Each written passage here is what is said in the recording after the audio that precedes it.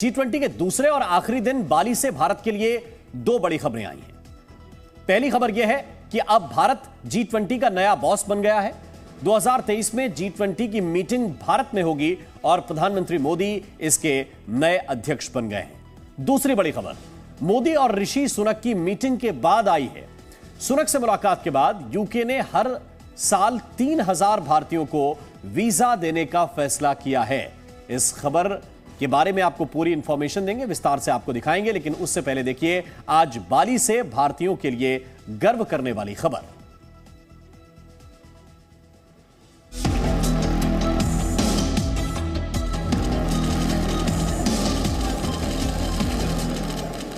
And the throne of the leadership I convey to Prime Minister Modi of India.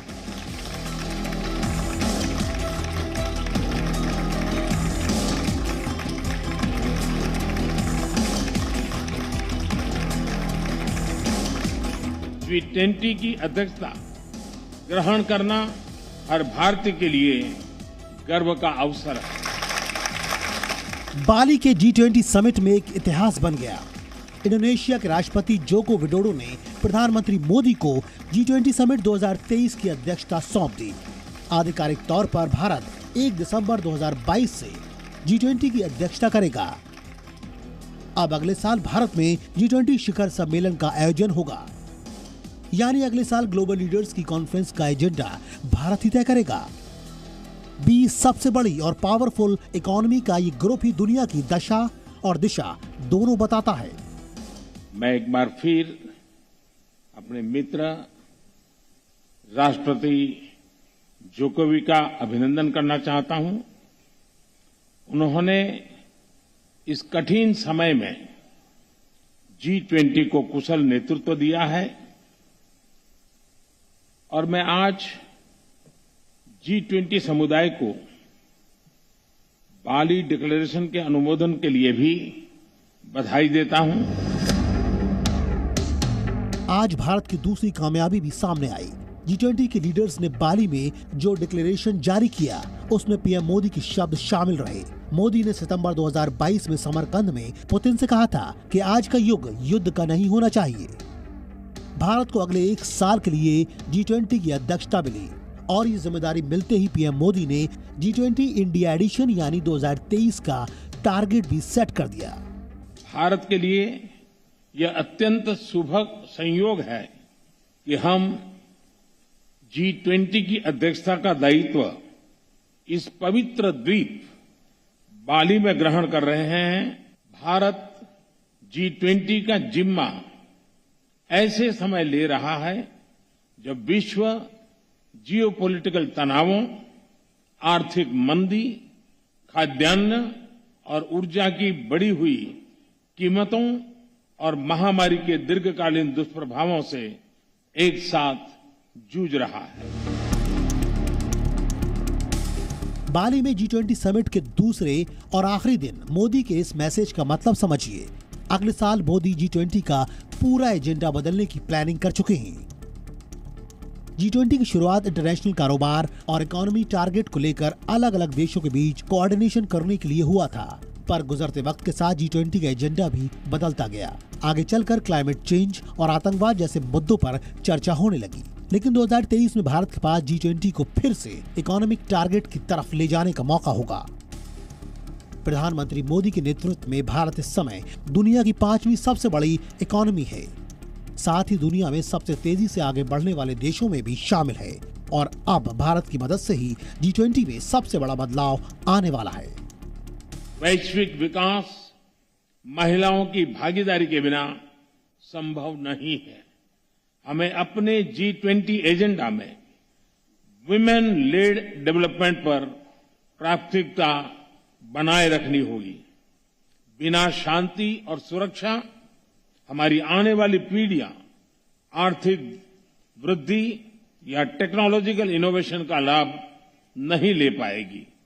G20 को शांति और सौहार्द के पक्ष में एक दृढ़ संदेश देना होगा। और सीधे रुक कर रहे हैं बाली का इस वक्त हमारे साथ सिद्धांत सिब्बल ज्यादा जानकारी के साथ जुड़ रहे हैं। सीधे उनकी तरफ रुक करते हैं।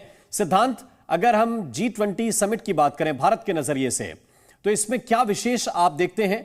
और चूंकि अब अगली अध्यक्षता भारत के पास है, 1 दिसंबर से आधिकारिक तौर पर भारत अध्यक्षता करेगा, अगली जो समिट होगी वो भारत में होगी, क्या विशेष है?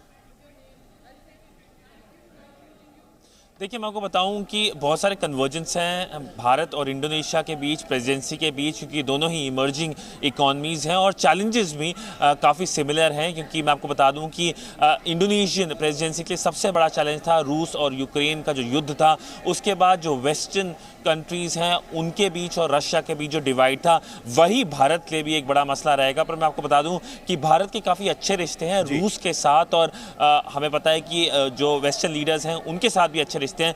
तो क्या अगले साल रूस के राष्ट्रपति व्लादिमीर पुतिन भारत आएंगे? नई दिल्ली में जो सितंबर में समिट होगा, शिखर सम्मेलन होगा, क्या वहां पे शिरकत करेंगे? ये देखने वाली बात होगी। सिद्धांत, आपके पास मैं वापस लौट कर आऊंगा, लेकिन इस वक्त एक तस्वीर आपको दिखाना चाहते हैं।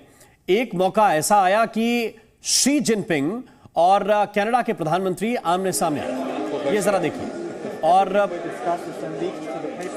एक तरह से सरेआम बेइज्जत किया शी जिनपिंग ने, और उसकी ये तस्वीरें इस वक्त आपके सामने। Everything we discuss is leaked to the paper. That's not appropriate. Everything we discuss is leaked to the paper. That's not appropriate. Everything we discuss is leaked to the paper. That's not appropriate. Everything we discuss is leaked to the paper. That's not appropriate. Everything we discuss is leaked to the paper. That's not appropriate. सिद्धांत सिब्बल इस वक्त हमारे साथ हैं। सिद्धांत, अभी America को भी चीन की तरफ से यही कहा गया था कि हम जो बातचीत करेंगे वो सार्वजनिक नहीं होनी चाहिए, और कनाडा को भी इसी बात को लेकर शी जिनपिंग ने सख्ती के साथ कहा कि हमारी जो बातचीत हुई वो लीक कैसे हुई? देखिए, अपना अपना पॉलिटिकल सिस्टम होता है। चीन का सिस्टम हमें पता ही है, मीडिया को लेके क्या रवैया, और आज तो नेशनल प्रेस डे भी है, तो कहीं ना कहीं मैं आपको बता दूं कि फुटेज भी बड़े मौके पे आई है एक तरफ से। पर इसके अलावा अगर हम बात करें, जो फुटेज आई है उसमें कहीं ना कहीं ये जाहिर है कि शी जिनपिंग का जो व्यू है, नज़रिया है देखने का, वो अलग है। और एक तरफ से अगर हम वेस्टर्न लीडरशिप की बात कर लें, उनका अलग है। मैं आपको बता दूं कि यहाँ पे इस बार तो कोई प्रेशर नहीं हुई कैनेडियन प्राइम मिनिस्टर की, पर और सारे जो देश के जो नेता हैं, टर्की के, फ्रांस के, उनने मीडिया से बात करी और अपने बायलैटरल्स के बारे में डिटेल्स दी। पर कहीं ना कहीं दिखाता है कि क्या बड़ा डिवाइड है, और कहीं ना कहीं ये भी दिखाता है कि बहुत बहुत धन्यवाद सिद्धांत आपका इस पूरे अपडेट के लिए, इस पूरी जानकारी को विस्तार से बताने के लिए। और अब